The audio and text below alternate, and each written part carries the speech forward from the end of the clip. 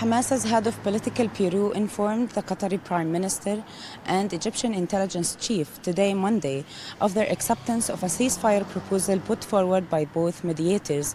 Meanwhile, the Israeli War Cabinet decided that Israel would continue the operation in Rafah.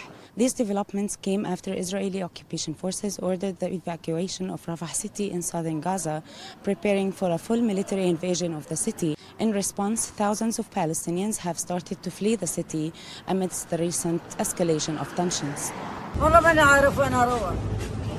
والله يا ابن المقتنا، والله يا ابن مشتتنا، والله يا ابن المقتنا وشتتنا. إن الحين 80 سنة واحنا في الحرب. أول مرة قعدوا عنا اليهود 4 شهور، ثاني مرة قعدوا 6 شهور، ثاني مرة قعدوا 7 سنين واحنا في المقت.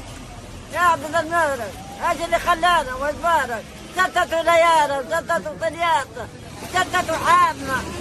طلبوا اخلاء المنطقه كلها. وين مناشير ان نخلي المنطقه التنور مع حي جنينه، وهينا بدنا نرحل. وين بدك تروح؟ على المناطق الامنه اللي بيقولوا عنها.